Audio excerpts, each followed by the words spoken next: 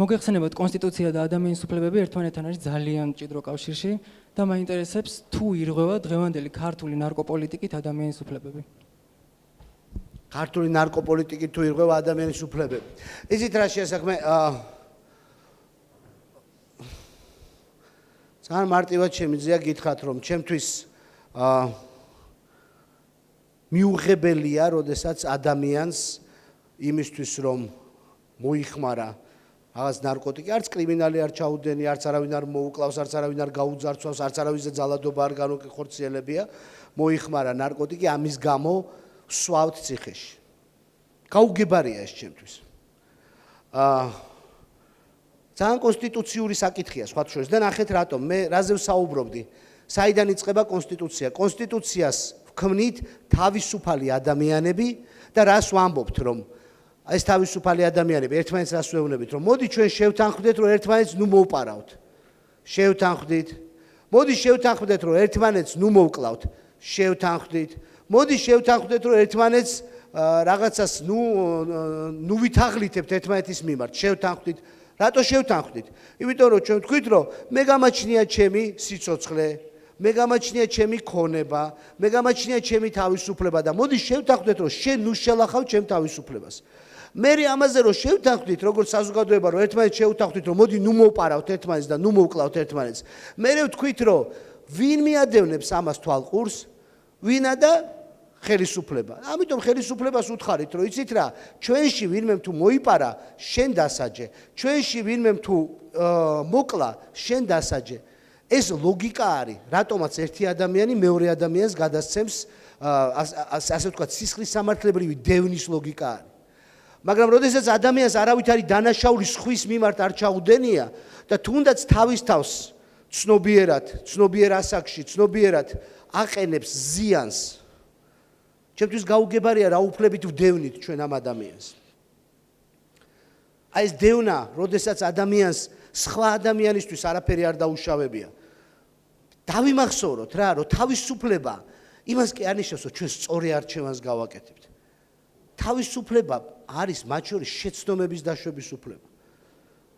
მე როდესაც შენ გეტყვი, რომ თავისუფალი იყავი, მაგრამ მომისმინე, ეს არის სწორი. სხვა რამე არ გააკეთო. აი თავისუფალი ხარ, აირჩიო, რასაც მე გეტყვი, რაც მე მიმაჩნია სწორედ ის. ეს არ არის თავისუფლება. თავისუფლებას, როდესაც ადამიანს აძლევ, მას აძლევ შეცდომის დაშვების უფლებას. ეს არის მნიშვნელოვანი და თუ ის ადამიანი, ვინც მოიხმარს ნარკოტიკს, თავის თავს აზიანებს, ეს მისი თავისუფლებაა და მას ჩემი აზრით ამის გამო ჩვენ ციხეში არ უნდა ვსვავდეთ. თუმცა ეს არის რთული პროცესი, აქ არის რაღაცა ტერმინები, რაღაც დეკრიმინალიზაცია, ლეგალიზაცია, ბევრი რაღაცა ტერმინია, რომლის შინაარსიც ალბათ უნდა არ ვიცი, რაღაცნაირად დამუშავდეს, მაგრამ თუ როგორც პოლიტიკოს მეკითხებით, ჩემთვის გაუგებარია, რატომ ერთი ადამიანი მე უნდა ავიღო და ციხეში ჩავსვა იმის გამო, რომ მან თავის თავს რაღაცა დაუზიანა. აი, კითხვა მაქვს რა, მოიხმარე ნარკოტიკი და ღმერთმა დაგიფაროს და გარდაიცვალე. ეს რა არის? სიკვდილი არის? ანუ საქართველოს დააკლდა ერთით ნაკლები ადამიანი? შენზე გეუნები სიტყვას თუ შეიძლება რა შენთან შემო. თუ გარდავიცვალე? ღმერთმა დაგიფაროს. გაიჩხირე და მოკვდი. და ამით რისი ამით ისი თქვა მინდა რომ ჩემი აზრით აბსოლუტურად კანაფიც რომ არ ეხუანაც იყოს, უნდა იყოს აკრძალული ყველგან საქართველოში. მაგრამ ეს ერთი რაღაცა. უნდა იყოს ადმინისტრაციული სასჯელი, ოღონდ როგორ? თბილისში მოიხმარე, გადაიხდი ბათუმში. ბათუმში მოიხმარე, გადაიხდი ლაგოდეხში.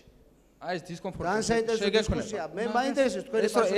ეს შეგექნება ეს დისკომფორტი. აი მე ნახავ. შეიძლება არა, მაინტერესებს კი რა გექნებათ პასუხი, იმიტომ რომ არის დაყენებული კონკრეტული შეხედულება, რომ თქვენ არა მარტო თქვენ თავს ეკუთვნით, არამედ თქვენ ეკუთვნით სახელმწიფოს, თქვენ ეკუთვნით საზოგადოებას, შეხედულება სხვა შორის გააჩნია თავისი ლეგიტიმური საფუძველიც. ნახეთ რატო როგორც სახელმწიფომ თქვენზე დავხარჯეთ ფული, მოგეცით განათლება, უზრუნველყავთ თქვენი ჯანდაცვა. აი, როგორც სახელმწიფო გეუნებით, რომ თქვენ მარტო თქვენ თავს არ ეკუთვნით, აი თქვენ რას უპასუხებთ?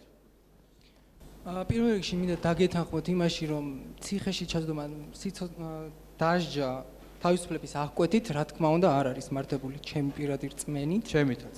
დიახ. მაგრამ თვლი ამავდროულად რომ საქართველოში არსებული სოციალური მდგომარეობა არ გვაძლევს იმის საშუალებას რომ ლეგალიზებული გავხადოთ მარიხუანას მოხმარება. იმიტომ რომ ძალიან ღრმად მწამს რომ არ ყავს საქართველოს სკაიპში დასაკარგი ახალგაზრდობა. რა თქმა უნდა, გეთახმები მეც. მადლობ.